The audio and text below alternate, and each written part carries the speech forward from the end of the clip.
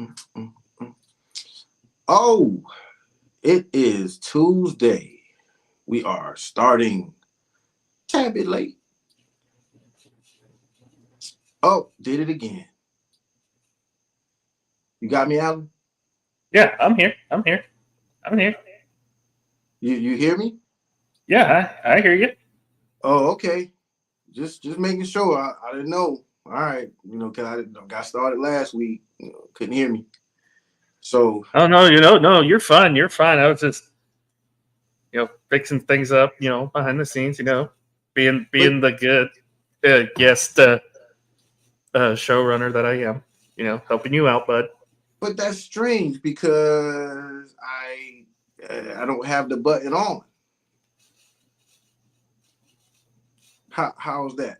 What in the world's going on with that? I don't know. Hey, we're good, man. We're good. We're Oh, live. oh, Everything's yeah, running. We've been live for a couple of seconds now, so yeah. yeah. That's what's up. Yeah, no problems. All right. So it's your boy JDMIC, another Rec Room Weekly. Uh, it's pretty much light show tonight. We're pretty much talking about, I guess, some factors going into seasons that are already underway, going into the NFL preseason, and some things about basketball. And speaking of basketball, this is our warm up. We always do our warm up just to self-explanatory, get things ready, and kind of get into the mode of doing what we do. Uh, I got my boy AP as always by my side here. Summer League, I'm sure, is pretty different to him these days. Right now, everybody, if you watch, you know why. Not gonna mention, but yeah, but Summer League is different when your team has won the NBA championship because you're like, especially if your team is already set, you don't have any flux, anything going on, no moving pieces, anything like that. It's great for you. Great for you. It's a great time. It's a great time to be a fan that's actually into Summer League.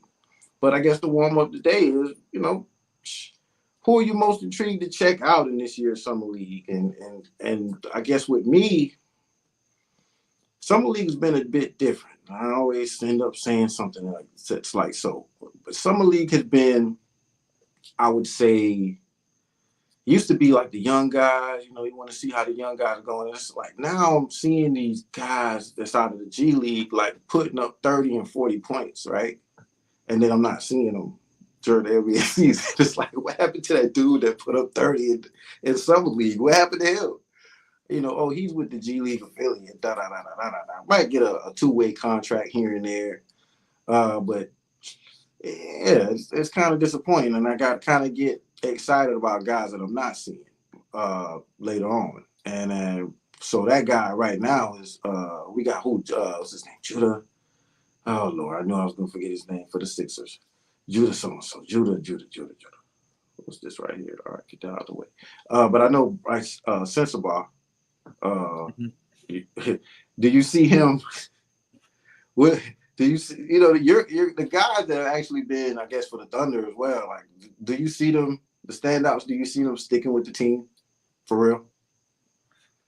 Uh, I mean, sometimes it works, sometimes it doesn't. I could see them maybe like being with the G League affiliate, unless there's a team that looks at it and is like, maybe we could take a chance on him, pick him up, and see what they could do. You never know with some of these guys, and it's in pretty much every sport. You always get that one guy that nobody really talks about, but has a great off season workout, has a great uh, G League or whatever summer camp, and turns out to be a good piece of the puzzle for you. So you just never know what you're going to find with some of these guys. Uh, so who's your guy though? The guy that you're most intrigued to see? I mean, if he's playing right now, want to see how Nikola Topic's doing, because obviously he's coming off injury from last year, and he's obviously the talk around you know by the way, you think OKC's good now. They're about to get even better once this kid's healthy. But yeah, I think seeing what he looks like, seeing what some of our younger guys that have come in and look like, and seeing how they can potentially work into the system. I mean, then there's also the fact of, hey, you still got some of your guys that need to fine tune some things.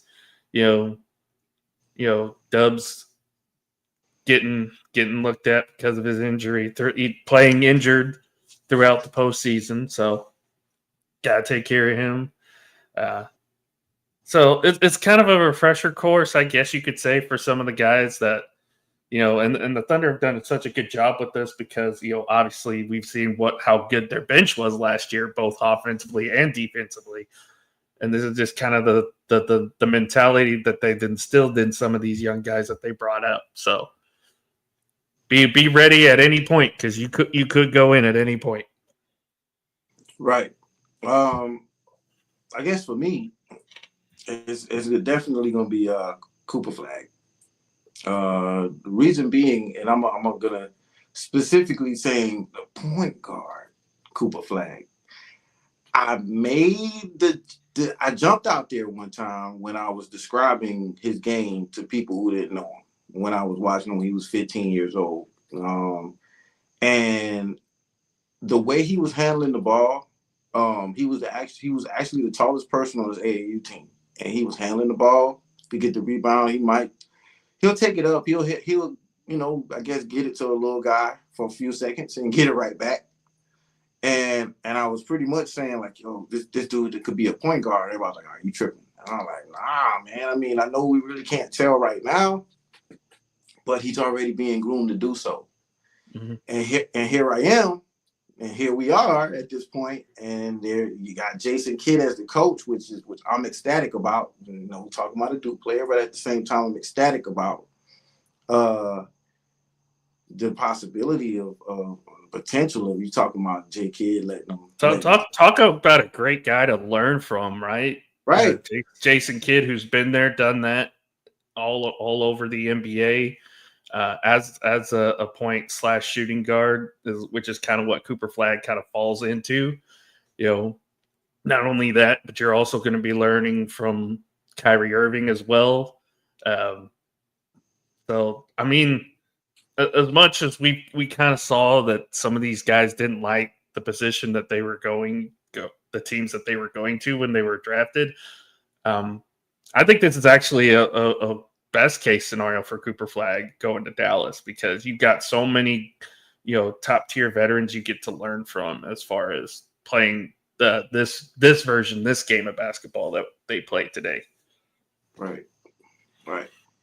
Well, pretty much. I guess we can get started, right? Let's start with the show. It's Tuesday, man. We going out, man. Tuesday. Yeah. Where is everything? There it is. I was like, where is everything? All right, let's get started. This is Rec Room Sports. Olympians carrying the torch, going where they don't go. We ain't lost. From the optics to the topics, we got this with synopsis. Think outside the boxes like Jay on the mic or your boy K Witt. Joe is my coach, T Sweat on the mix. All sports, even if you catch fish like Nate Diaz catches fist. You need to catch this episode, it's a can't miss. We go live and you should subscribe, and X's and O's, we made our plan. Yo. Ooh, we are here again on a Tuesday. And what do I always say on Tuesday? Anybody know by now? Going up? All right. What's going on, everybody? It's Tuesday, y'all, and we're here to talk sports. And talk sports only like we can. This is TheRecRoom Weekly. Basically, we here, man. We try to give you a little insight, man, as like fans, as the people who love sports, as people who pretty much have a common bond, man, in the sports world, and what we do and how we move around. And I'm so excited going into NFL season. You got NFL season. I got my boy AP, Alan Perales here with me. It's that time. We are inching closer and closer to preseason games, to the Hall of Fame game. We got about a month. We got about a month left. We got about a month left till we start getting football back. Which, by the way, that means it's time to start get ready for fantasy season. Fantasy season is coming too. Man, and it's cool that you said that, Alan, because we will be getting into that as well at some point into the show. But hey, once again, I mean, we here, man. I always tell everybody to tune in and you know, always got to give out these shout outs, man. Shout out to everybody out there watching. Shout out to my truck drivers. I always say first and foremost, because guess what? I'm back. I'll be back, y'all. I'm back. Back on the road. Back cursing out people with four wheels. I get it. You know what I'm saying? I know you're trying to get to work. I know, but I'm trying to get I'm trying to get home. And everybody, with that being said, get home safely. Everybody get home safely. You know, I had some, I guess, some pretty much some losses due to tragic accidents recently, and it's, you know, prayers out, and also prayers out to Texas, you know, to all of our victims, and unfortunately we have a rising count, and it's just real sad, man. It's just real sad. You know, I'm sitting there and I'm watching you know, CNN, and you know, they're pointing fingers and who to blame, and it's just like, hey, you know, let's just pray for these families, man. It's just like any other natural disaster that happens. But flooding is like it's one of the ones where you think, no, it's no big deal. I mean, you guys out on there on the East Coast, most of your flooding problems are like, you know, hurricanes that come through every so often, you know, especially the big ones that can cause problems like that. Right. This was sudden. It happened in the middle of the night. Nobody was. I can't say that they weren't fully prepared, because obviously they sent out the warnings at like 1 o'clock in the morning, but there were still a lot of people that were not properly prepared for it. But again, prayers to everybody who's been affected, all the families, all of the just everybody in Texas right now. Definitely, man.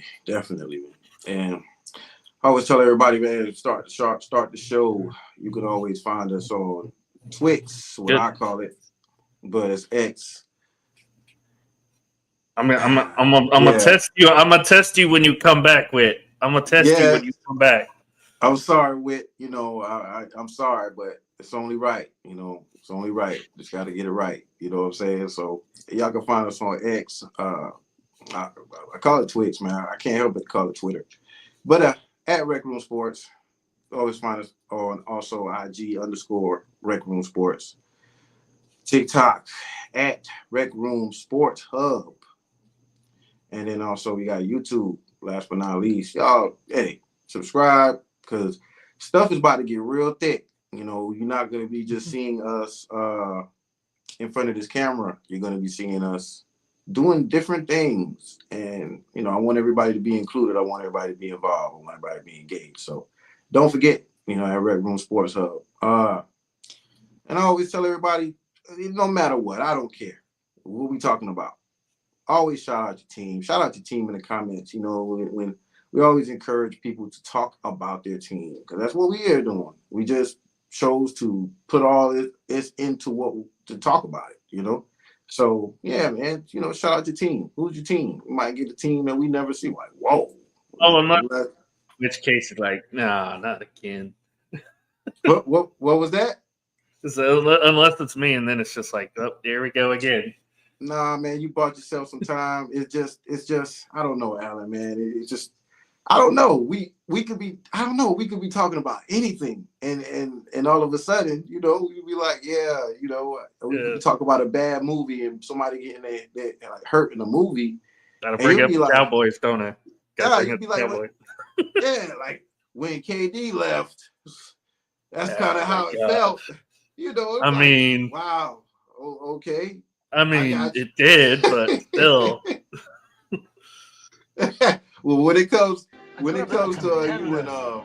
I could have been KD, you somebody know, that's instead that's of the a bum, thing there. which is All what I right, but am. yeah, you know, I could have been a we're gonna get contender. into I could have been the first somebody topic, and instead of a uh, bum, you know, which is I'm what telling I am. people, you know, we have I could have been a a new contender. contract, a new I could extension, have been right? somebody And that's instead of a Mr. bum. Banchero, right? We got Paulo Banchero, I swear, Banchero, Banchero, been. No, I want him to just get up and just one time say it, so you know, I won't keep messing it up, changing it up anytime I want to.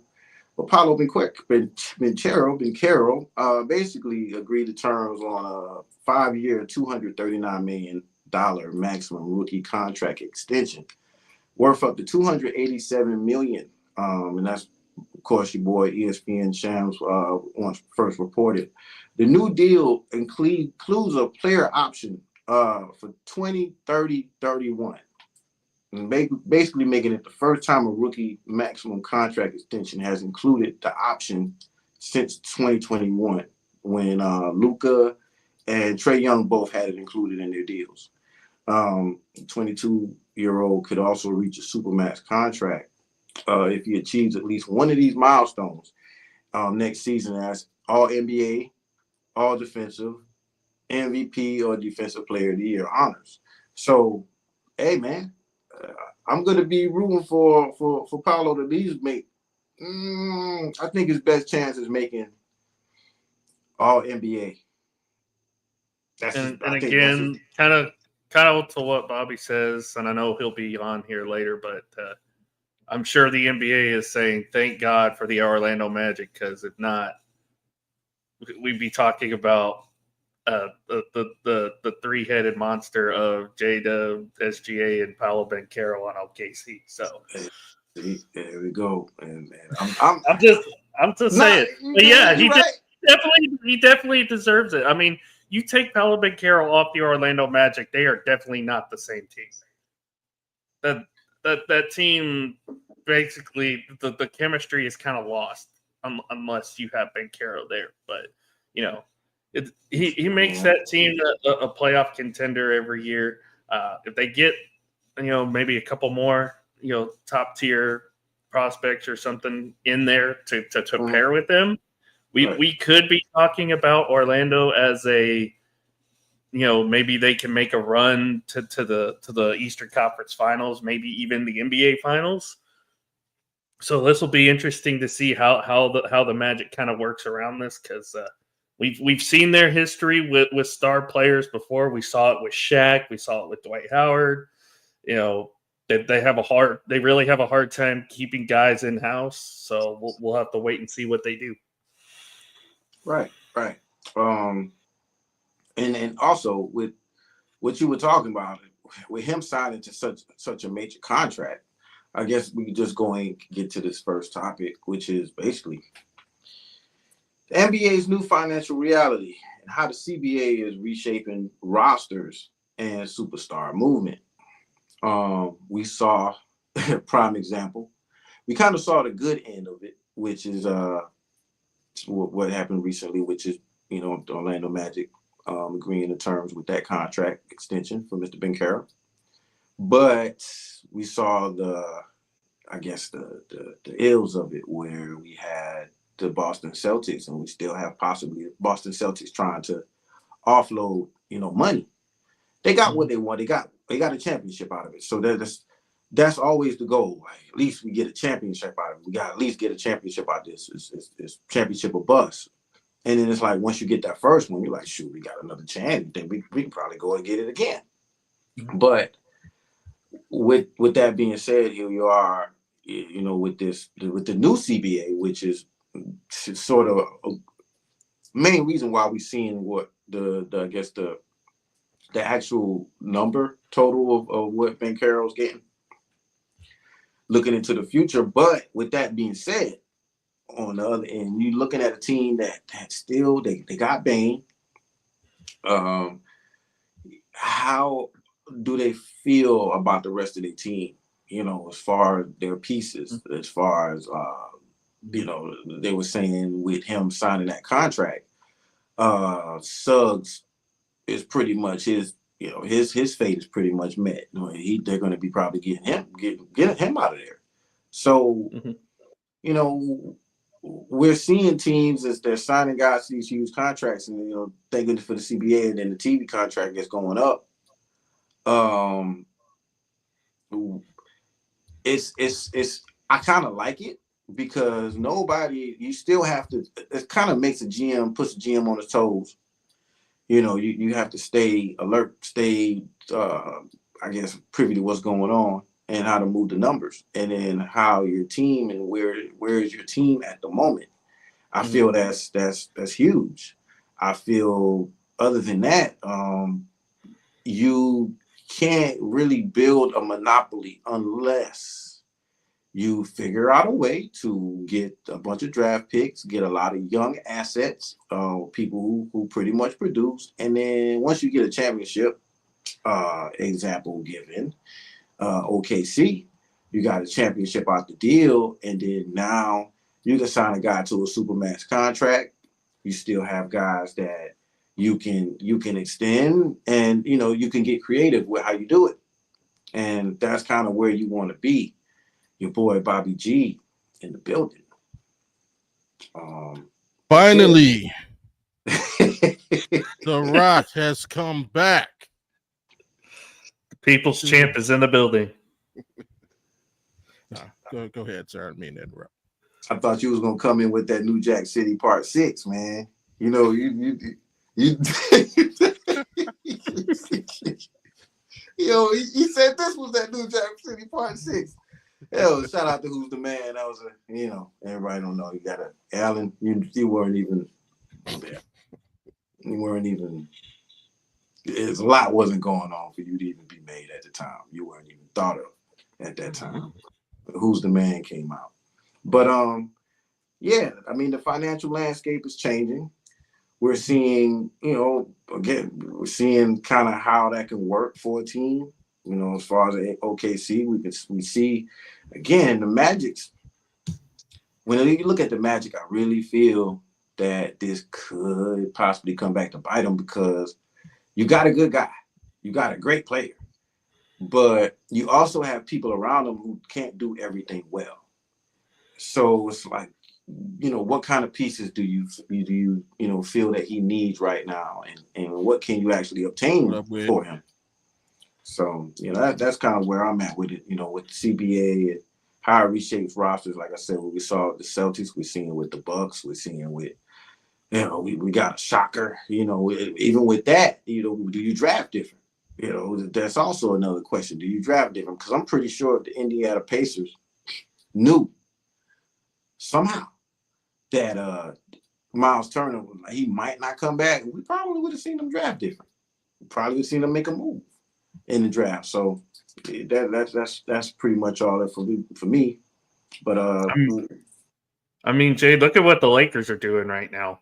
LeBron's opted in. He's going to get all that money, but all the moves that the Lakers are making right now, or at least their new ownership and this new regime, is we're getting people around for Luka, for the future. We're building this team for the future. They know they're not going to be even with LeBron James. They know that they're gonna be an outsider's chance to be in the championship this year, just because of how stacked the Western Conference is. But obviously, with LeBron and Luka, you're still going to have that chance. But they're smart enough to know, hey, we got some assets, we got some things that we can do. Let's build around the guy that we traded for to be the face of this franchise for the next 5 to 10 years.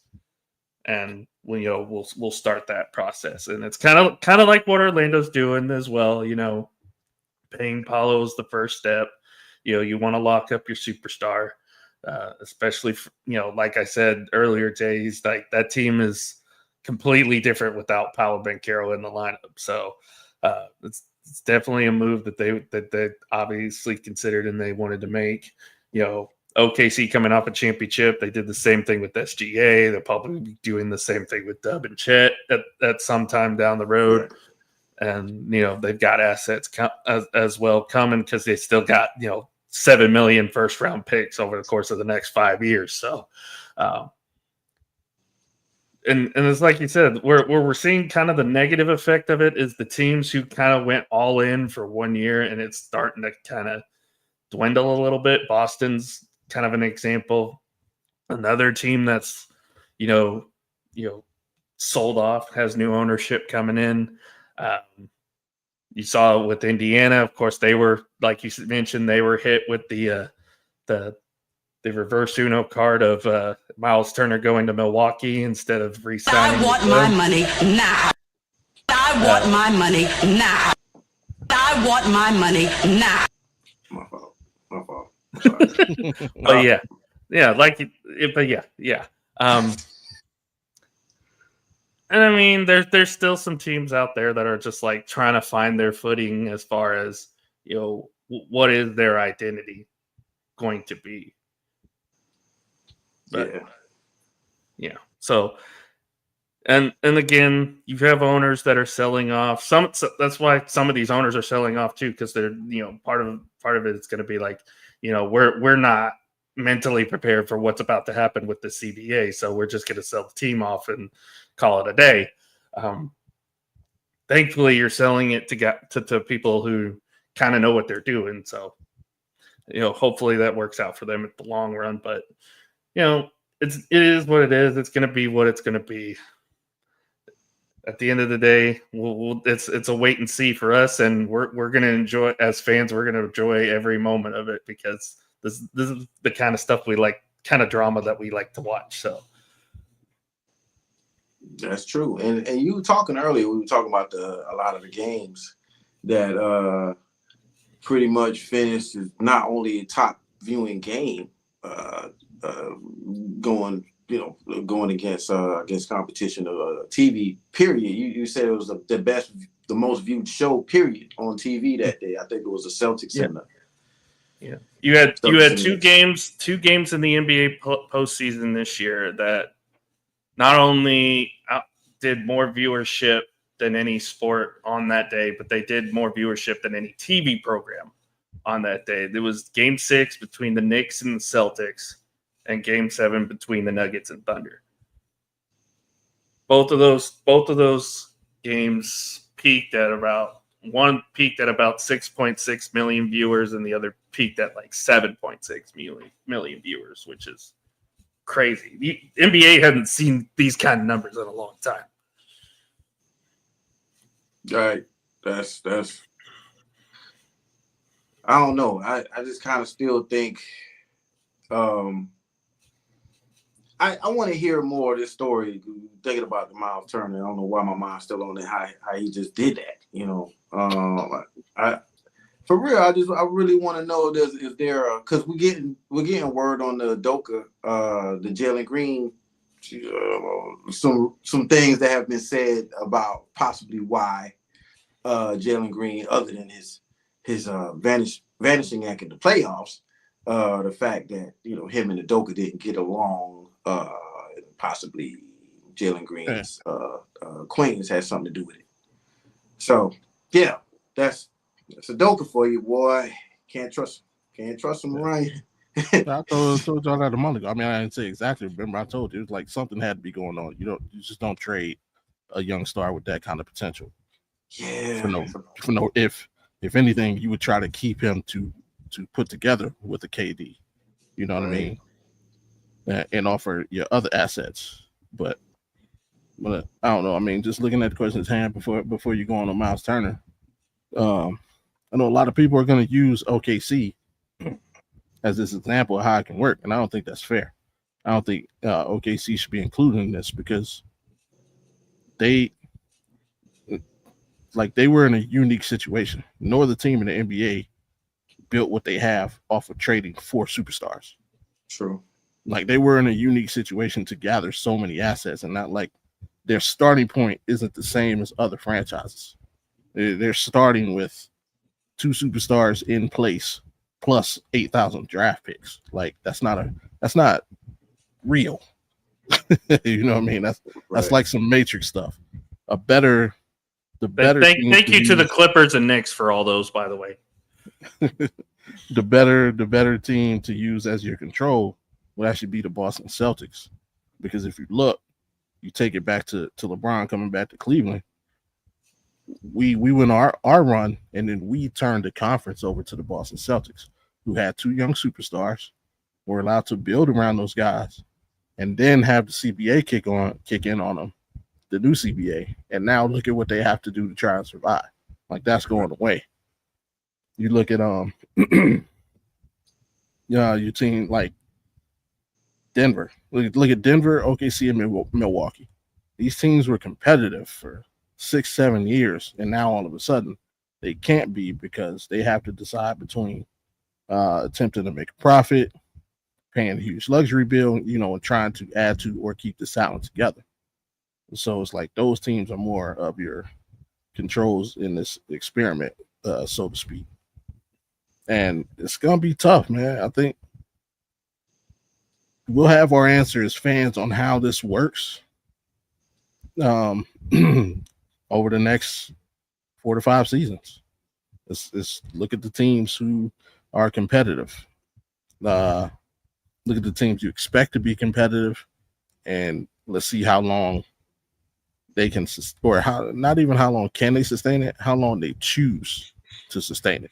That's more of an appropriate word, because it's going to be up to the owner. If you have an owner who truly doesn't care about money and just cares about winning, look at the Steve Ballmer. Right. He's not going to care about flipping that bill, as long as he can compete. But some of these owners, they can get tired. The Lakers' new ownership has already shown you. Yeah, we're going to chill on that. We're going to wait till this thing comes back to earth. Celtics are showing you, hey, we got our chip, and now we can try and make a little bit of coin. So take a look at what the Cavs do over the next 4 to 5 seasons. Are they going to maintain this thing, or are they going to tear it up maybe after the next couple of seasons we're trying to compete? You mentioned Orlando. Same thing. Are we really going to try and go after it, or are we going to tear it down? Pistons are on the clock. Hawks putting themselves on the clock. You're high on the Hawks. The Nuggets by trying to remain competitive, going after Cam Johnson. Are they going to finally give it up if it doesn't work after the season? So it's going to take the next few seasons to see if this thing's how it really is. Say that also about like an established teams like a Golden State or Golden State is over. It's over. And I only say that because Golden State never really truly went through a rebuild. They just got old. I mean, yeah, they try and pick up a piece here or there, but they just got old. And they showed you. Honestly, they showed you. They're not willing to pay because they let Clay go. If they were, Clay would still be there. But yeah, I mean, they have the assets to pick up a piece, and they going after him. But nah, I think everybody knew they were done so like 2-3 seasons ago. So could this be like, you mentioned Cleveland? Well, we'll see what we can see from them. OKC. Does this mean we'll probably see someone like these smaller market teams maybe take advantage of this for the next couple of years? That's the huge question, because what it's going to come down to is not so much who has the talent to win. It's going to start coming down to who has the assets to win. Who can make that big trade to go get one player for one season, to get something done. Because if you look at it, that's what's killing the game. Like, all of the assets in the NBA are like held between like 4 teams. 50% of that is an OKC right now. Right. I mean, the Knicks have traded like 30 draft picks over the last 3 seasons to put this roster together. You look at Orlando, and that's why I mentioned a quick look at Orlando. They had to give away 2 first-round picks to get off of a bad contract. You know what I mean? Like, if they didn't have to include KCP in that trade, the Desmond Bane trade looks a lot different. But because they want to get off this contract, oh, we don't have to give you 2 picks now. We got to give you 4. And every time somebody does something like this, they're setting a new standard on, come on, Rudy Gobert isn't worth 5 first rounders. Mikal Bridges shouldn't have went for 5 first rounders. Like, what are we, like, teams are getting ridiculous with the giving stupid contracts to players who don't deserve it. Todd Jerome, I'm talking to you. He deserved $30 million. And we didn't give it to him. We let Memphis do that. But Memphis could do it. Why? Because we just got 4 draft picks from the Magic. So even if it don't work out, we can get off his contract and draft the next up and coming. You know what I mean? So it's like assets are going to become more valuable than talent. And it's like we need a hard reset. We got to set these. Come on, man. Again, there's no reason Desmond Bane gets traded for 4 number 1 draft picks and Luka Doncic gets traded for none. That's just insane. Yeah, that's insane. And yes, I know Anthony Davis was a part of that trade, but still, bro, like even in a even player scenario where Cam Johnson and Michael Porter Jr. relatively 2 even players. Cam Johnson may be a little bit better because of what he gives you defensively, but even that involved a draft pick, a couple picks, 1 first and some seconds. Like, I feel like some of these teams just kind of like throw away draft picks all willy-nilly. Is like, as long as we get the established guy that we know that we think can help, put this team together, we'll be fine. And again, you look at what Golden State did it back in the early 2010s, built that team kind of off their draft picks. OKC did it this generation, built their team off draft picks. Some of these other teams are maybe be like, hey, if we get some of these assets, if we can, because I always hear this is like from a couple people. It's like it always takes one dumb owner to make the decision of, hey, we'll mortgage all our capital for one guy. Okay. Here's my question to both of you guys. I'm gonna hear you guys' thoughts on this. Because we talk about NIL affecting college football. We don't really talk about it affecting college basketball and the NBA. Will the NIL help the back end of the NBA draft? And what I mean by that, well, certain guys who say, hey, I'm only going to be a mid to late first round pick, but I can get this $8 million real quick to stay for another year, improve my draft stock for the next season. Will the NIL eventually help the back end of the draft to make it to a point where it kind of balances teams wanting to now hold on to those assets? Because you're right, Alan. Like, these guys treat these picks really nilly, and it's anything outside of lottery, right? Mm-hmm. Teams don't care if they got the 15th pick to 30, they don't care. Will the NIL help kind of balance that out? Because the talent pool coming into the league will be, teams may say, hey, this guy we can get at 26 is better than that low-end free agent that we can get. You know what I mean? I think it'll bring more notoriety to it because I think the talent was always there. And again, you see teams like, Denver, perfect example. Their top superstar is a second-round pick. Got him basically for chump change. Couple of our key members of our team this year were second-round picks. You can find great value in the second round. You really can. It's just, again, there's no notoriety of it because, like we said, these teams are throwing their draft picks away all willy-nilly. Yeah. I do think that the NIL, the way that this is going to be structured, you're going to see so much talent coming out of college now that it's like, yeah, we can wait till like late first round or late or mid second round and get quality value there. I think that it's finally going to be like, hey, this was here all along. We can actually do this. So, yeah.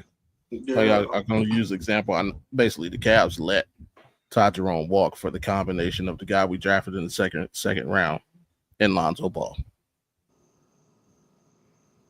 was basically they felt they could get better value with those two guys over paying Ty Jerome $30 million, which I don't mind. I mean, if Lonzo stays healthy, definitely for sure. I mean that was just their thought process. So Mm-hmm. you think other teams will kind of adapt a thought process like that? I think it's more on the possibility of if we trying to get this good right now, man, we ain't gonna be able to pay all these damn picks. That if we do luck out and get somebody who could end up being like a max player, like man, we gonna be, you look at a team. Indiana was cool with what they announced today because it's like we can take a step back and we just lost Miles. Guess what? We stay under the luxury. That's all that matters to us. And we can just go back at it when he gets healthy. I think it's all about that luxury. Like if you want to go over that point, but I think those picks are possible people that we would have to pay. So we're gonna sell out for now. I'm not trying to be broke now and later. So I think that's the only thing. What the picks could possibly turn into, which sometimes could be nothing, but it's also the potential of this being a super max player. And I think that's also like, hey, we can shed that. Let's get rid of that because if we getting this guy and then we got this young guy coming up and we keep going to pretty much the same teams, but you look at OKC, you might have another, I'm not saying Chet could be a super max player, but he can. If he could make the defensive all defense, how many years in a row, he can have an argument for it. So I think take one. Yeah, and that's the thing. I think I think that's the thing. I think that's gonna have to come back to. They're gonna go back and rewind on that rule. Yeah. That's cool to earn money, but some of these kids are some of that, Jay, also depends on the front office. Because what's helped guys like Chet, what's helped guys that especially come off the bench for us, has been Sam Presti. He's been patient with some of these players. And you give them time to develop just the right way, you're going to have a team that eventually wins you a championship. And I think some of these owners, some of these GMs are like, we need to win now. We need to, we have a window here. We need to win now. And they're not patient enough to develop some of the guys that are coming out in their system. True. And I think that's kind of a part of it, but yeah. Now that is, I guess we're talking about the pros and cons, basically of teams that could be possibly at a crossroad when it comes to where they're going. Are you going in hibernation? Is pretty much get ready for this next superstar player that could be coming out. And to Bobby's point, the NIL with the notoriety, you might see one of these guys that has like a lot of, a huge talented player, highly touted, making this much money, and we're not sitting on anything this year. Let's go ahead and offload our assets and get some draft picks and get some stuff going so when we get this player, we'll be ready to fully support them financially, strategically, however we can. So that leaves a lot of teams at a good crossroads. But we're going to move on to a situation that ain't a crossroad to it, seems like it's getting worse. and that's, I wish we had a guy like Jonathan Grisham and someone who I say has probably had a longer eye on the situation. But we've been seeing this decline maybe since 2009, and that's the pitcher injury epidemic as far as why these arms breaking down and what it means for the game. And we've seen, shout out to Averill. Averill's pretty much started out the season, she was done, because you're getting just about all your starting pitching is falling. And it doesn't look good. So I was gonna say you've had some experience with that too, unfortunately, with Smith Shawver, Sale now.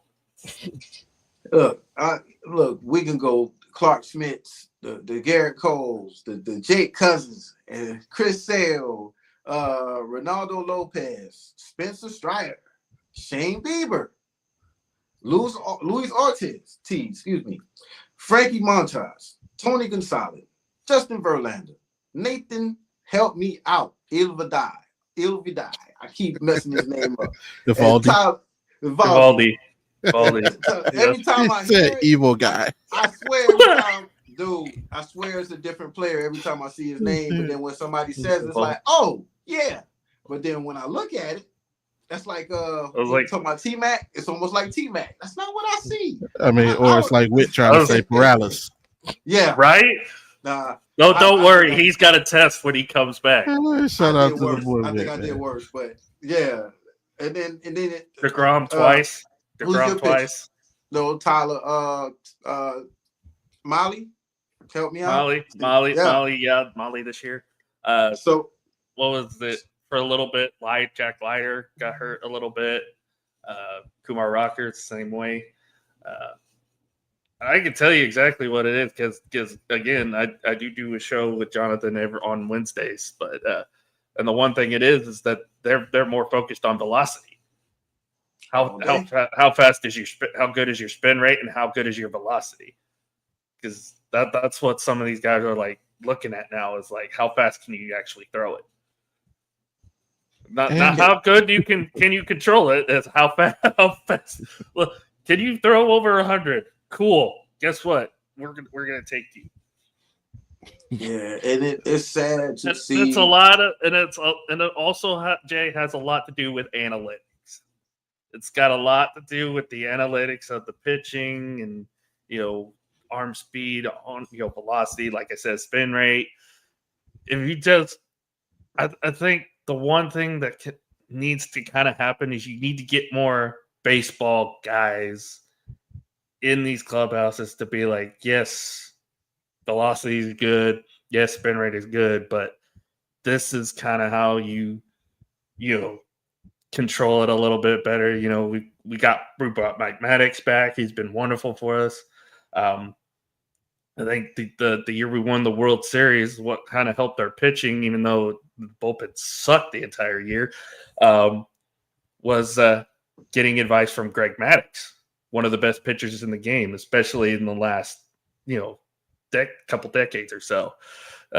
You learn from some of these guys that have been there, done that, and what have you. But I feel like a lot of this is based on analytics. A lot of this is based on how fast can they throw, how's the spin rate, how's all this, and because guys are throwing so hard, it's throwing their arms out faster. That's why we're seeing the high rise of injuries. But isn't it also kind of like pitchers throwing caution to the wind? Because this is like Rookie of the Year kind of told the future.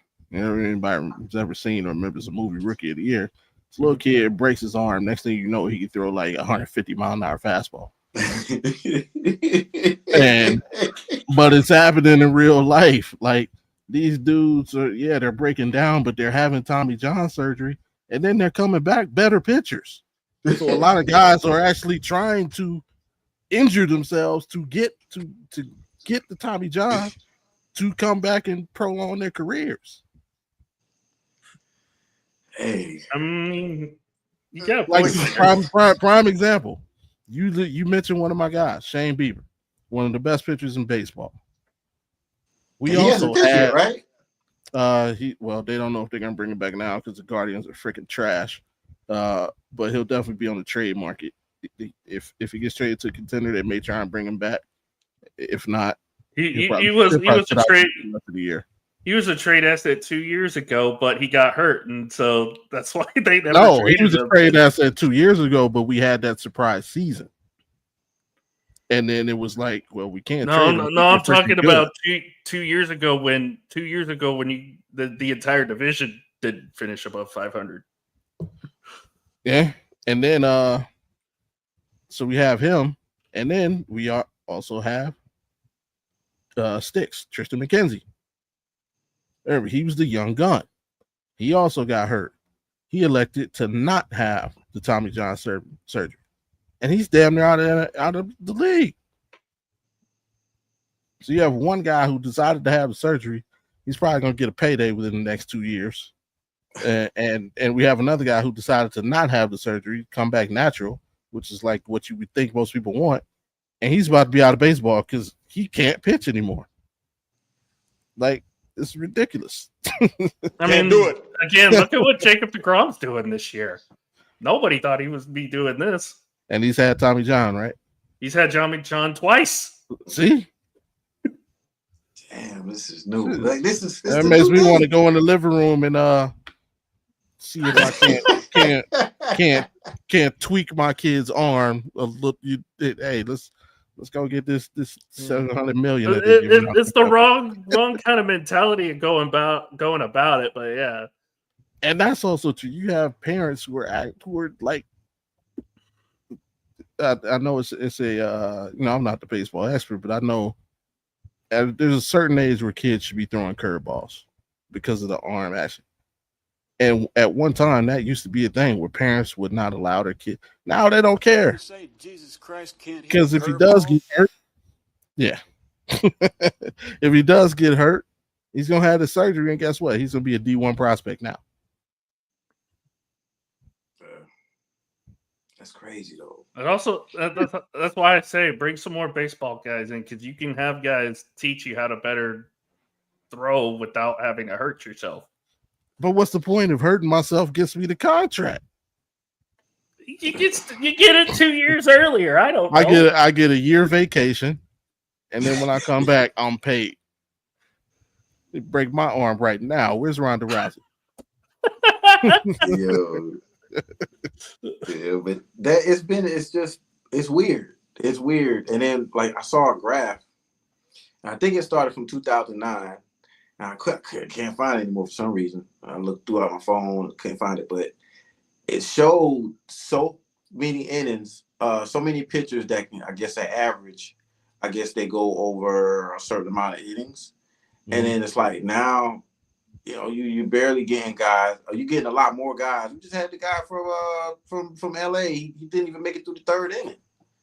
You know what I'm saying? So the innings pitch are just going down and down and down, and it's getting worse. It's just like now the graph is like the innings pitch now is just getting smaller and smaller. Well, managers are also afraid to throw pitchers out later because they're afraid they're going to blow their arms out again.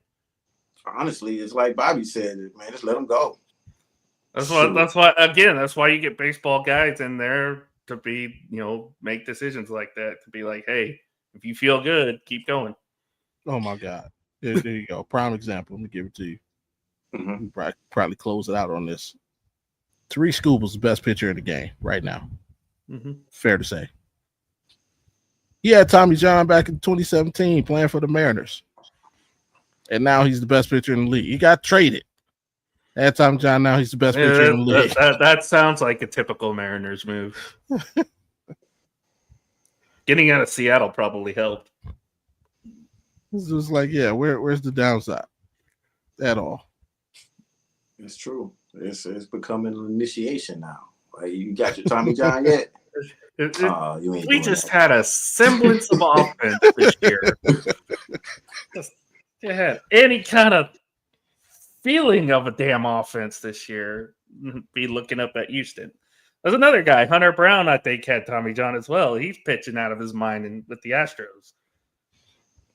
That's crazy. It's crazy. But yeah, man, we pretty much, I think we getting a good flow going, man. We're going to the new topic, which is, I guess, a little bit of a game changer as well. I guess it's what this show is all about today. But with the NFL, man, it just seems like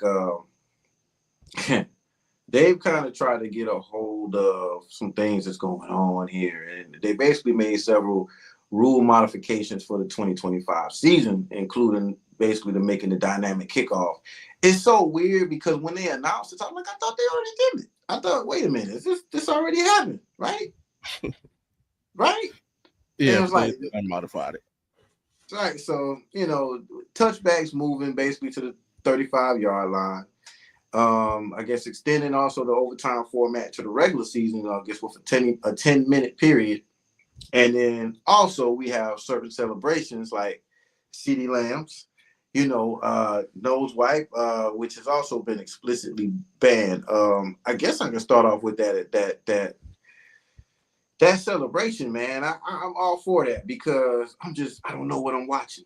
When I'm watching, somebody they get dragged, drugged, however you want to call it down here in the South. We have so many different ways of putting it. But to celebrate that, to me, I'm like, damn, you snorting a line? Like that's the celebration? Am I lost? What's going on right now? This is what sports is going to? Like, I turned the damn BET the other night at 11 o'clock, and guess what? Wow, what the fuck? What's going on? So, I don't know, man. It just seems like there's no filter on anything nowadays, man. I really hate that. And so when it comes to that celebration, I feel like that is another thing that we have to witness. And we do know nowadays that I guess you could say, I guess it's a gang thing of how do you? And I fact, nobody knows what I'm talking about. It's like basically killing. It's like wiping somebody's nose. Wiping somebody's nose actually means, get you off the map, out of existence. So it's a bit of a big culture when it comes to that celebration. I don't like it, me personally, because I'm like, dang, like we got enough going on, man. We have too much going on right now with sports media. You can get inside of these people's private lives a little bit too much, and we've seen a little bit too much, man. Outside of my man Stephon Diggs, man. And with speaking of Stephon Diggs, don't do too many. Just make sure you don't do too many. That's always the key. But when it comes to to celebrate, should I say, the rules, I don't think it's changing much, is it? Yeah, the overtime rule maybe, because I thought the 8 minutes, before it seems like overtime is almost over. Now that when it comes to that, I feel like the overtime rule with the time going up to 10 minutes, I feel like we're getting a little bit more excitement and possibly a little bit more that could get brought into the game that we don't need, possibly. But I'm kind of liking the rule changes as far as just the overtime, the kickoffs. I mean, we're not seeing much. We see a little bit here and there as far as like immaculate returns, like it's great. We think we've seen a few touchdowns. I just really feel everything that they do in the Impact, they're talking about player safety. I think now they want more points. I'm just a little bit confused on, is it safety or is it more viewership? What are you going for? What's up, Sam? Tighten up. Well, I mean, I have no problem with the kickoff returns because as long as my kick returner stays out of prison, he'll be fine. Damn. I mean, not to bring up bad memories or anything, Jay, but sure you got to see that firsthand. But yeah, I mean, the celebration thing is just kind of, you really just like. This is why the NFL is called the no fun league, because it's just like certain things that just, this is an inappropriate gesture. This is an inappropriate gesture. So what? Let these guys celebrate. Celebrations are part of the game. Some of the most memorable moments are the celebrations. I mean, one of my personal favorites is the Icky Shuffle. Not gonna lie. And I know everybody in Atlanta loves the Dirty Bird celebration. Come on, don't take away one of the best parts of watching an NFL game, please. Just stop.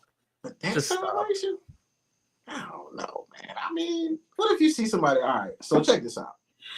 What if somebody scores, right? Just check it. And then Here's the thing: he did it in Oklahoma too, and nobody cared but about that. What if you see somebody do this after they score?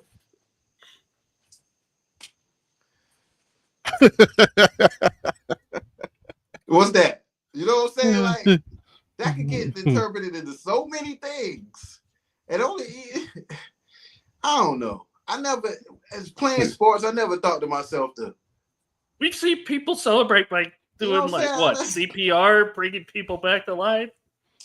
Yeah, that's a good thing though. But I'm with it. I'm with it to a degree. Like if because what it is it's a trickle down. Like you said, CeeDee Lamb did it at Oklahoma, but guess what? Nobody thought that CeeDee Lamb would become a household name at Oklahoma either. Now he is a household name. So when CeeDee Lamb does that, there's a kid in Arkansas that sees that and thinks it's cool. And when he scores a touchdown in his high school game, he's gonna do it. But what CeeDee Lamb and the NFL don't know is there's 20 guys outside his high school stadium that's gonna want to see him about that because of what that means. And that's what the NFL is trying to prevent. Like prime example, another example, like Cam. Everybody thought the dab was cool. People really don't know what dabbing means. Like people were dying because of dabs, and so it's like obviously the NFL is not. I don't want to say it's just in the hood. The NFL is not in the culture. And it's not just like black culture. It's any rock culture, whatever culture it is. That's not their business. So they don't know it off the top of their head what these things could lead to. But when they become aware of it, yeah, they're gonna do something about it because what are parents gonna point to? They're gonna point to the NFL. They're not going like think about it. The NFL is being sued behind everything CTE. Sue the NFL, right? How come nobody's suing Pop Warner? We didn't start playing football in the NFL. We weren't born in the NFL. We started playing football when we were 6 years old. But nobody's suing Pop Warner. Nobody's suing the school system for letting these kids play. Nobody's suing the NCAA. They're suing the NFL because that's where the money is.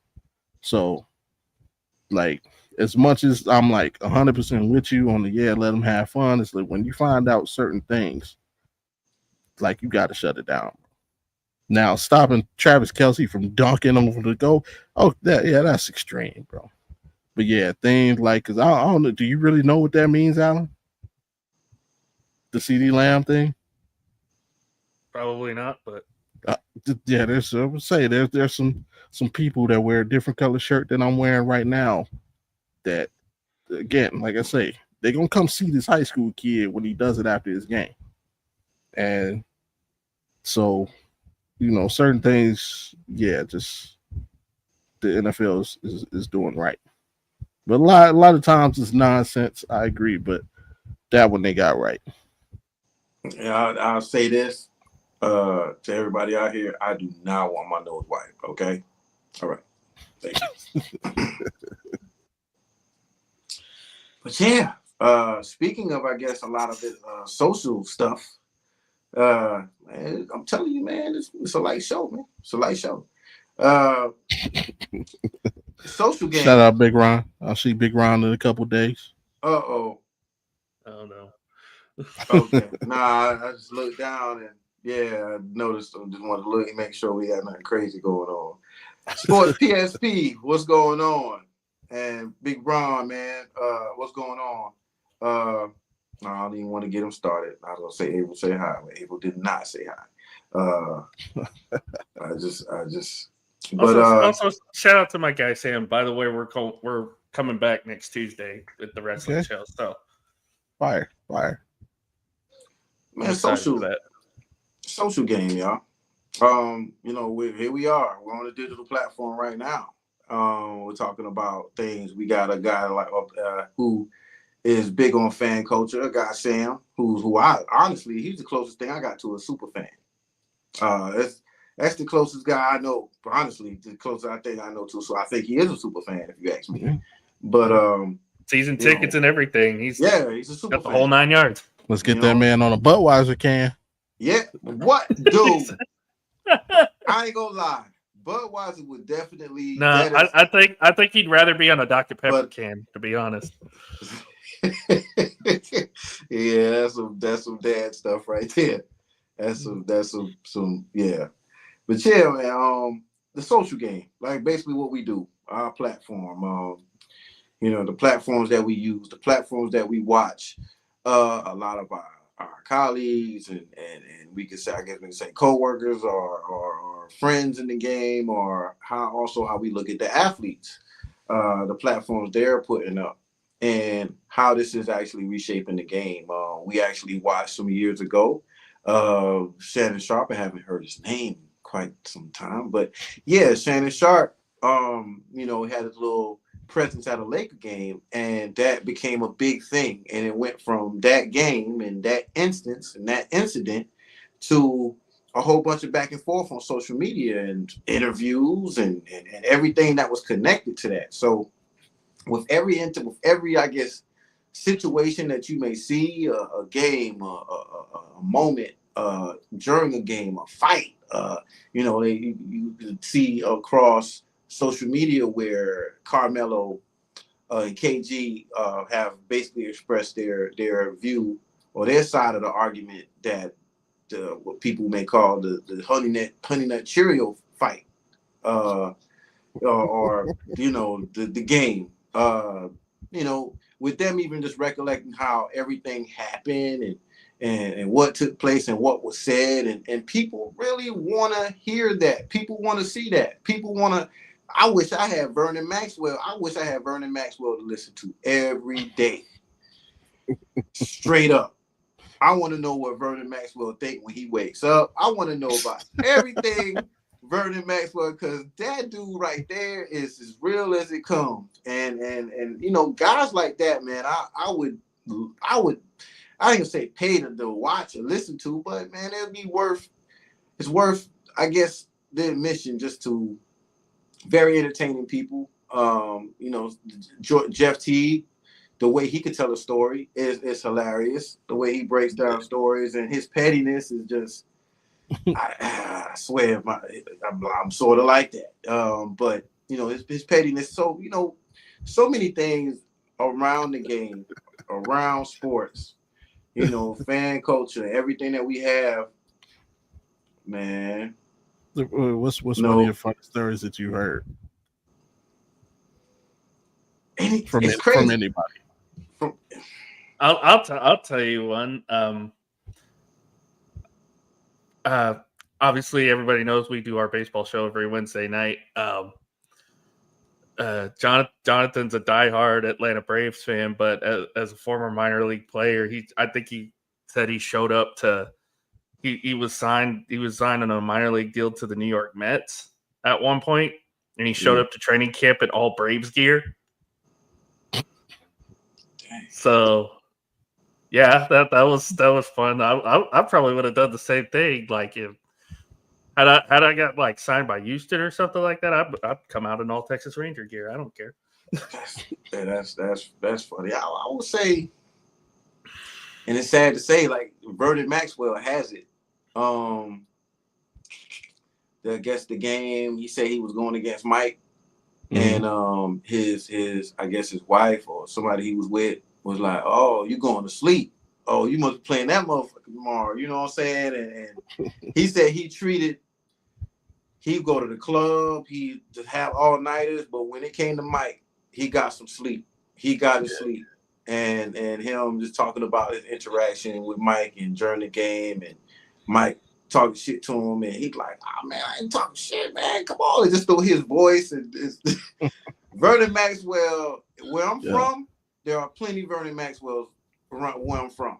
Plenty of Vernon Maxwells, And just to see him have that his perspective is funny as hell. And the thing I've with seen, Hakeem as well, when he got Hakeem slapped him.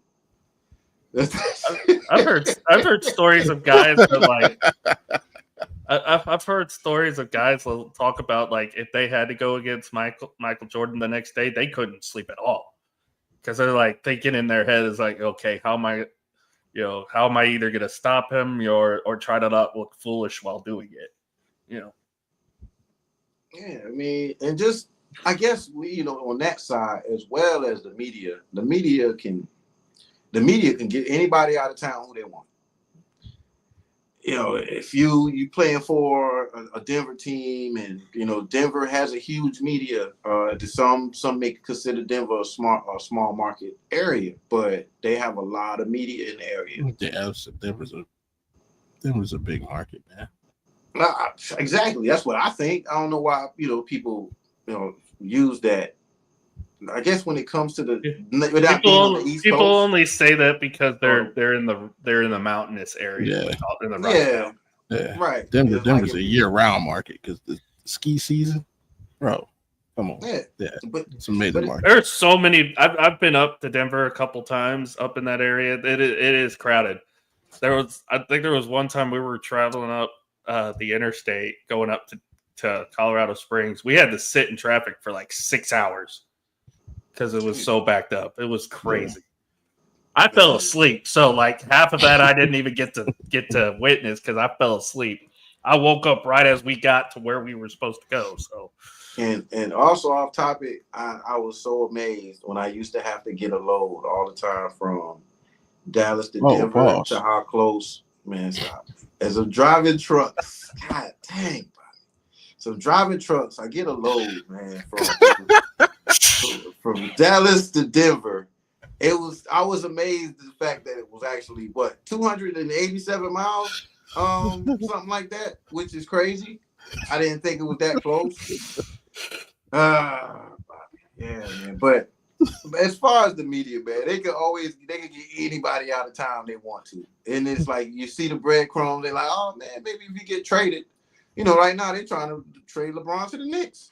That's what the media wants. So like as soon as there's a chance, unless it's Stephen A. Smith. I mean, we'll see. We'll see. I mean, I think that's the favorite thing right now is try to get him to the Knicks. And that's the thing about the media, and not even the media now. Again, people with just huge followings that can pretty much alter. They can talk about a fight that happened in the club, or seen this person in the club after the game, or the night before the game, and everybody can know about this. James Harden. I haven't talked about him in a while, but James Harden used to be, his crazy nights, and then after a loss, or even before or after a loss, you could see him in the club, pretty much giving no, anything, no cares.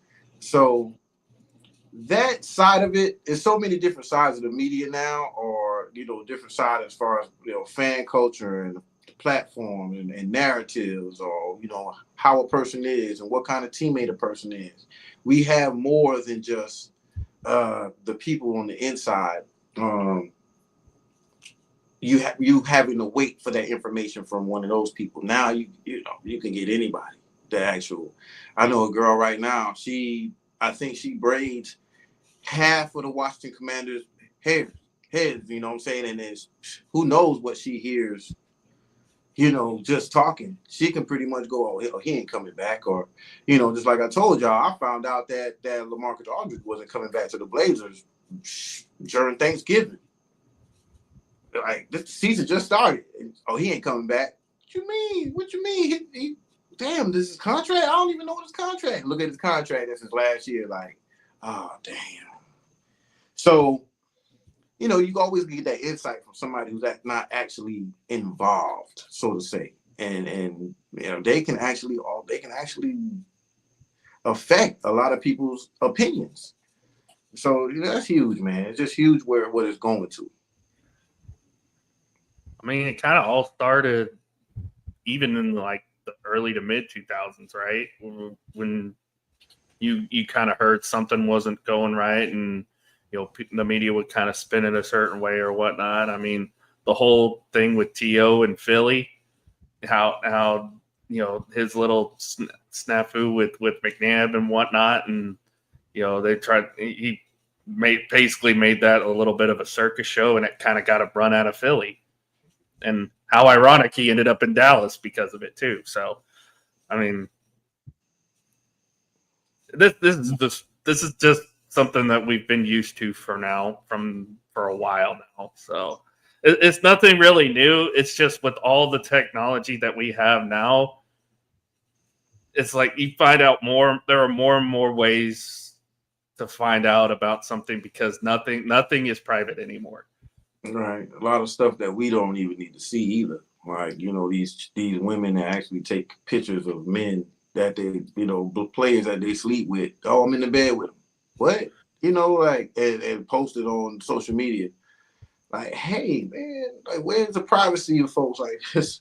That's crazy. And that's probably what led to Jamar Chase, with the stiff arm in public of that chick, if you haven't been watching TMZ, that was hilarious. I wonder what's the case with that, because I wouldn't have brushed her. Like, who knows? And then, of course, there's Stephon Diggs, as you mentioned earlier.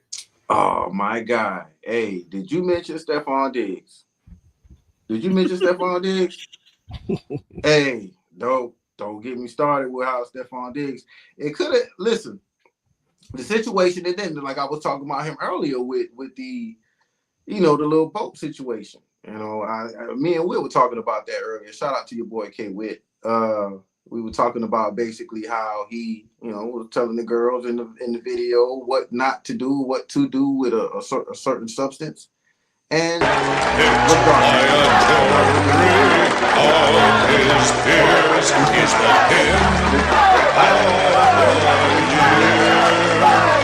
really feel that he's getting the best out of his NFL life right now. And you can't hate on him, man. You can't hate on him. You can't.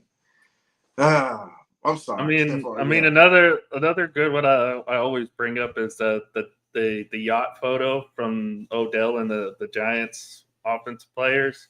Yeah, that's how they took that yacht photo, and the Giants have been irrelevant ever since. Damn. That's true though. I mean, don't forget they also get their ass kicked that weekend. So they did. They did. And when you talk about I guess with players or however it may be, that's something you don't want on the negative side of it. Who knows how that's going to affect somebody like Stephon Diggs, what he got going on. But when you lose and this is what the guys were doing over the weekend. All of them with no shirts on and Timbs. Yeah, that was bad. That was real bad. But it's good to have a quarterback that can make fun of that instead of who knows what Peyton Manning would have said in the situation. But I think Eli said something to the effect of, him not like, why didn't they invite him? Or they probably didn't invite him because, he would have did arms or something. So, he always has, for Eli to have that look on his face, he always has like a clever thing to say sometimes. That's something else. But it's just times you just don't want to get caught up on the wrong side of the spectrum, I guess. No, just learn how to move. It's this simple. Like, you tell a lot about these guys' personalities and how they move. Like, look at LeBron. You can't find anything bad about this dude anywhere. It's all in how he moves. Look, Steph Curry. You ain't gonna ever find nothing bad about Steph Curry. It's how he moves. As stupid as Draymond Green is on the court, off the court, you're not gonna find anything stupid he's doing because they move in certain ways. Like, these dudes, they just gotta learn how to move, man.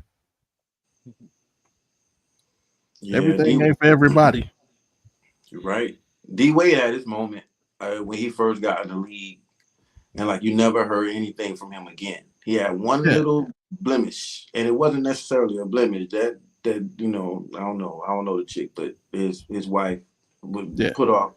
She was pretty crazy from what I hear.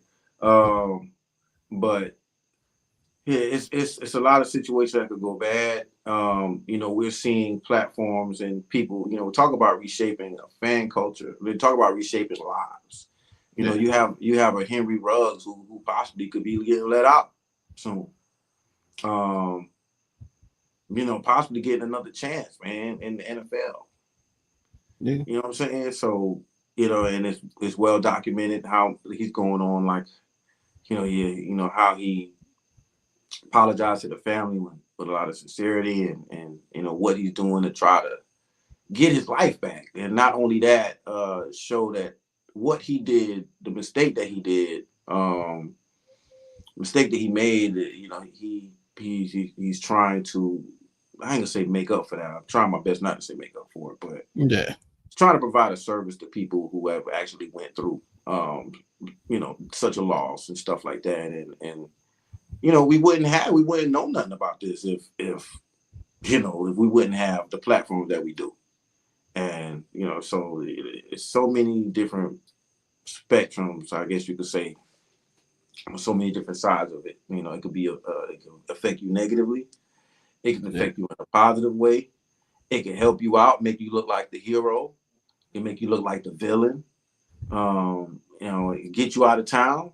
It can get you out of a bad situation. It's so many things, and things could be documented from so many different perspectives. Anybody else want to add anything before we move on? Because of that, man, his situation just hit me a little different. Like, and I still to this day don't know how I feel about him. And I know people deserve, everybody deserves a second chance. God knows I've made plenty of mistakes in my life. I talk about most of them on the microphone, or a lot of them. But it's just like I'm pissed. Like today, man, I was running errands. Y'all know I'm going out of town tomorrow. I'm running errands. I'm with my son. He's in the front seat, and like I'm talking to him about driving. Like, when look out for the signs, make sure you're in the right lanes and stuff. But he's 9 years old. I'm just messing around with him, but I'm being serious at the same time. It's like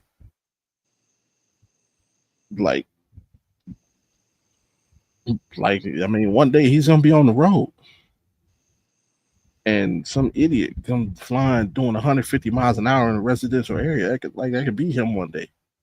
You know what I mean? Or just even taking it off of rugs. Like, Vegas is a tourist place, man. It's like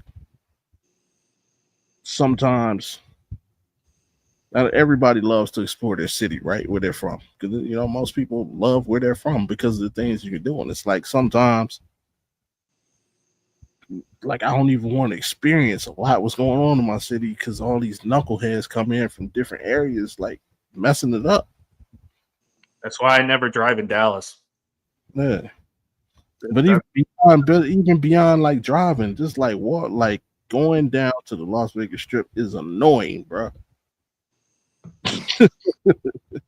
But there's so much stuff to do, and it's so much fun. And obviously, I want my kids to have certain experience. Me and the wife want to do, but it's going down there. It's so annoying because of the attitude people come here with.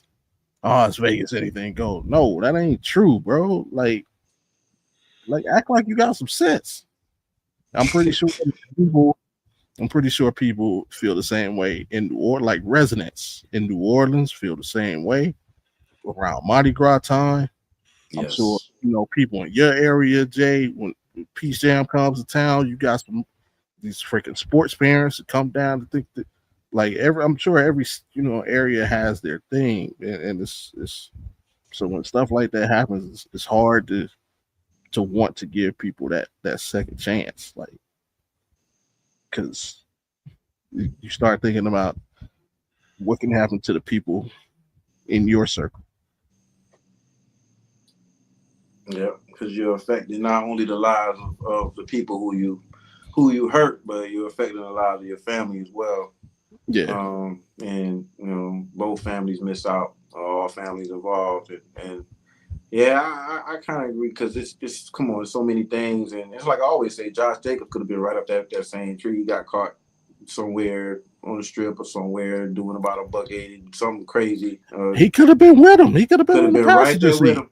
Could have been right there with him. And that as well, he could have been right Yeah. there with him in the accident. Could have been dead or in jail as well. So, we and again, the platforms that are provided can give you a backdrop to the people who were hurt in the situation, the people who were actually affected by the loss as well. So, you have to move different, just like Bobby said. And when you're sitting there in front of that judge, and that judge is looking at all these things on social media and the footage, which of course they say that they don't do or they're not supposed to, but please. Come on, man.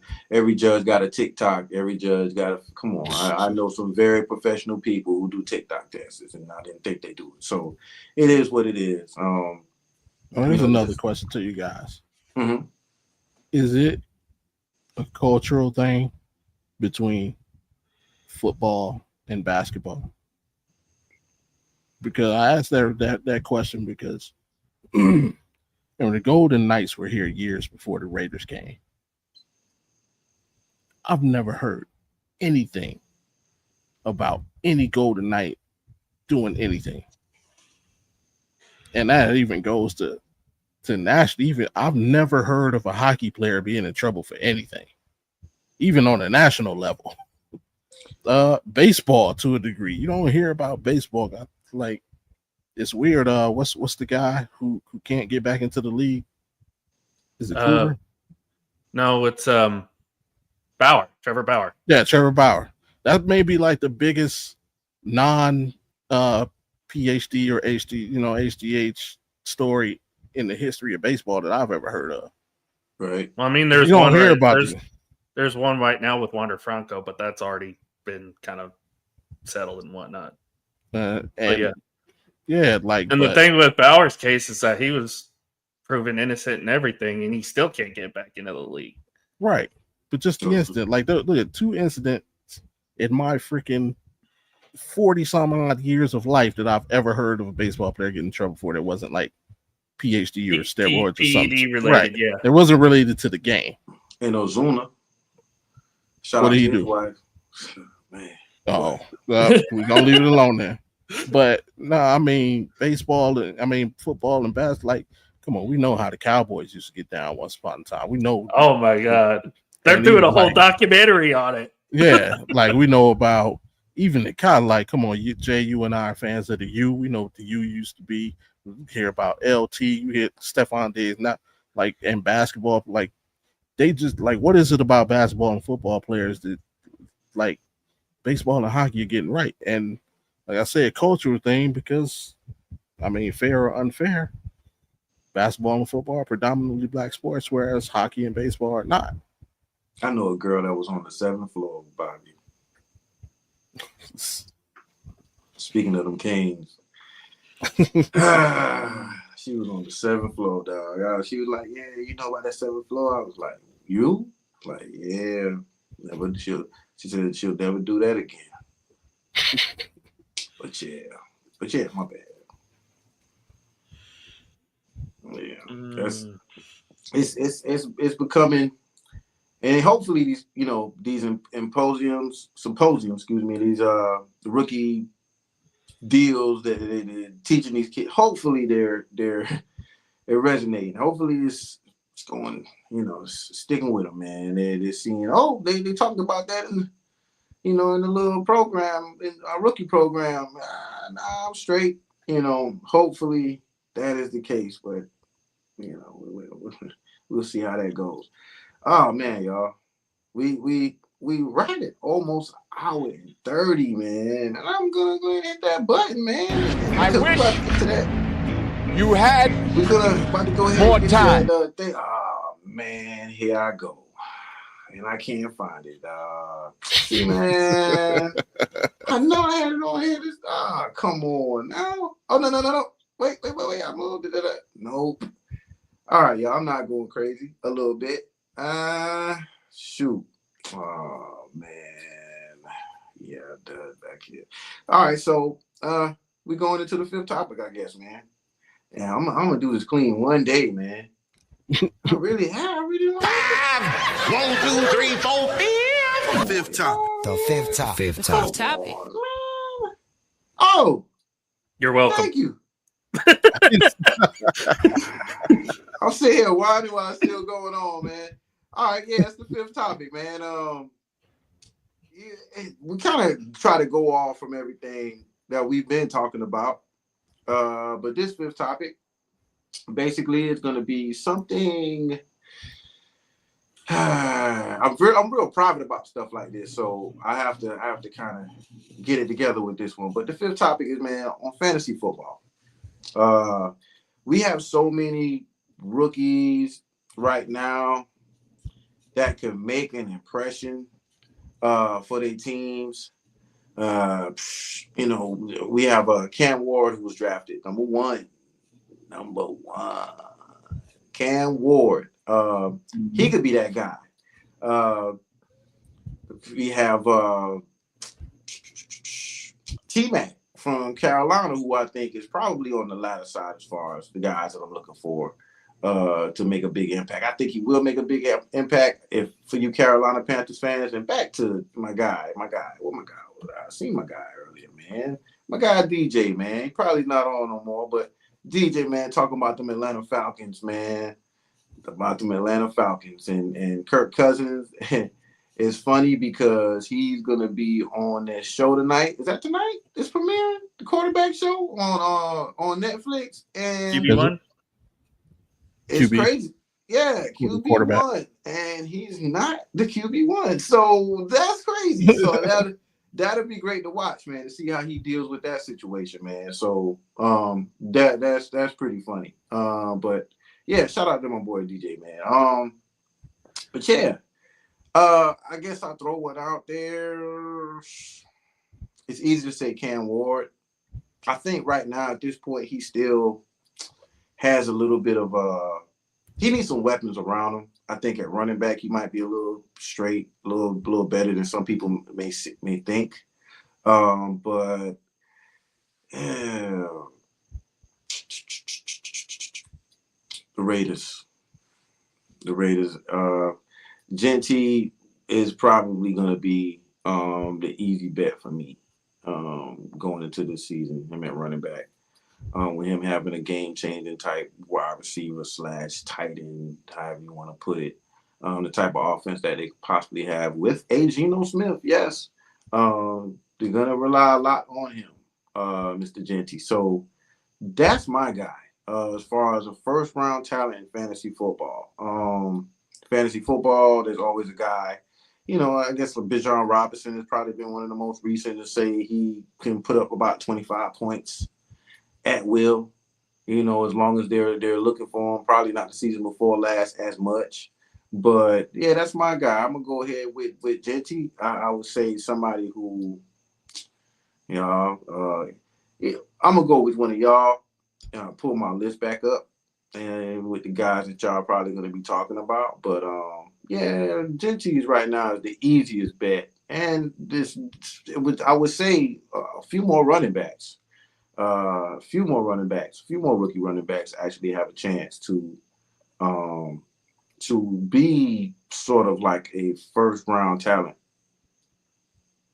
So I don't know about y'all. Well, I think it also depends on how many people you're going to have drafting as well. Because to me, I agree with you, Jay. Genty's definitely going to be the one to kind of look at maybe in the first round, especially with, how much value running back is in a fantasy type of setup. Obviously, we had Bijan a couple years ago. Really, other than Saquon and, Derrick Henry, you have those two. As the Genty's the same kind of build as both of those guys. And if he can put that kind of, if you're banking on he can put that kind of production in Vegas with Geno Smith, then yeah, he's a surefire first round pick. He'll probably be back into the first round, but he can be one of those rookies that sneaks in. Maybe Ted, I think Tech could be maybe an early third, if anything. I think he could definitely be the first rookie wide receiver to get taken. You could also say Buka from Tampa Bay because of the offense he's going to be playing in, and with no Chris Godwin early on, that could be somebody that you might look at as well. That could be a game changer for them. But yeah, if there's going to be one pick out of this rookie class that you would probably take first round early on without any kind of knowledge or what have you, it's going to be Ashton Jeanty. You know what? Also, I just want to get his last name correctly, but I would say Amarian Hampton, and even possibly a where's my guy? RJ Harvey. Harvey, I think, could be like one of those sneaky steals in the draft this year. I think he could have a good year. Yeah, but a first round talent, and you know, just like you said, Hampton, I agree with too. I think Hampton could have a big impact. Yeah, that's my. I think that's my. But if you're going surefire first round, before watching any kind of football whatsoever, I think it'll be Ashton Jeanty. All right, so how about this? Would you take Jeanty over? Who's a question mark? Okay, would you take Jeanty over Swift? Yes. Yeah, so would I. Swift every year he's ranked so high. He's ranked so high. Thank you. And he's ranked so high this season. It's weird. It's like rank him so high. It's like, okay, they have a better offensive line, which, okay, cool. Oh, snap. I think, I'm sorry, I'm thinking out loud about a beer I left in the freezer. But yeah, Swift is definitely a guy they rank so high like every year. I think DeAndre Swift's going to be kind of that David Montgomery type of role in Ben Johnson's offense. I think they're going to utilize their young guy a little bit more because he's kind of got that more of a Jahmyr Gibbs type of build. And the offense they're going to be running, obviously Ben Johnson's going to be running it. If we're going to put Swift in that category, you could get Swift for kind of a steal because I think he could be that David Montgomery. He'll be your touchdown guy for the most part, but I don't think he'll be the yards guy. Swift has always let me down, and guess what? Perfect opportunity. Cannot play with him. Cannot win with him. Cannot coach with him. Can't do it. I want winners. That's what I want people that want to win. I need winners, man. I don't. Swift ain't never helped me get anything. But Bobby, man, how about you? See before y'all take my whole roster. No, I kind of disagree with y'all on Jeanty, not because I don't think Jeanty would be a solid player, but we know Pete Carroll, when it comes down to it, won't run the ball when he needs to. So, I actually have a tie, and I know I'm gonna be a little bit of a homer here, and it's the one guy y'all didn't mention. I think it's a tie between Amarian Hampton and Quinshawn Jenkins. We know how Harbaugh feels about his running game, so we know he's going to get plenty of opportunities to get the job done. And the same thing with Kevin Stefanski. We're getting back to his offense. A lot of 12 personnel, single back, and Quinshawn is going to be that single back. We all know Nick Chubb is no longer with the team. He's going to be RB1 coming into the season. We're going to be run first and base, our passing games based off play action. So, and he can catch the ball out of the backfield. So, I would definitely give a late first round look to Quinshawn if all other studs are taken. So I'm looking at Fantasy Pros right now, and they have Jenkins as the 6th overall rookie. Of course, he plays for the Browns. It's expected. Yeah. I mean, fourth running back, 6th overall rookie. But like you said, he's going to be starting. He's going to take most of the reps. So he's definitely. You might be able to get a a steal on him later on, potentially. So, because mean, and you got Hampton's number 2 overall as far as rookies go. That got Travis Hunter 4th overall. I don't know. It's just I hard to mean, say he's not going to be wide receiver 1. He's wide receiver 2. So yeah. you got Brian Thomas that he's going to demand targets. Mhm. As Judkins, I mean, the thing that they don't look at the history of the team. Yeah, winning may not be a part of our history over the last 30 some odd years, but if you look at rookie running backs in Cleveland, even Trent Richardson's terrible at, he went for $1,000. That's crazy. Cleveland Browns rookie running backs have a history of running for 1,000 yards.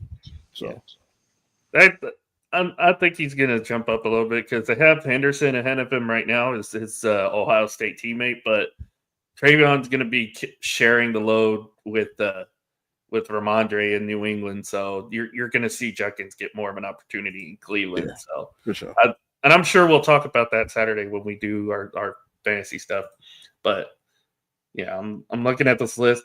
Cam Ward's actually 15th overall in the rookie rankings right now, and he's the top quarterback choice.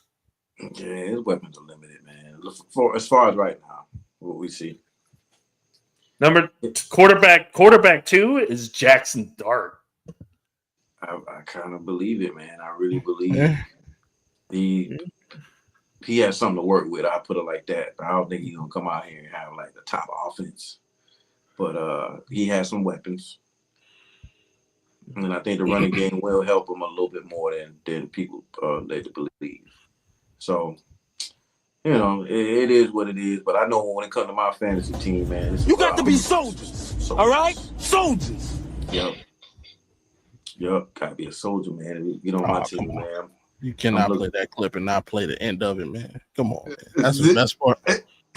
You need a hug, a role model, or something. I got you. I was trying to. Yeah, I was just looking at the rest of the quarterbacks list on here.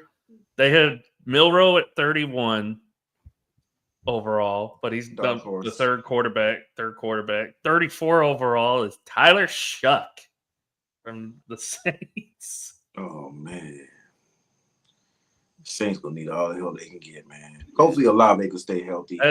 Hey, QB5 ranked 42. One Shador Sanders.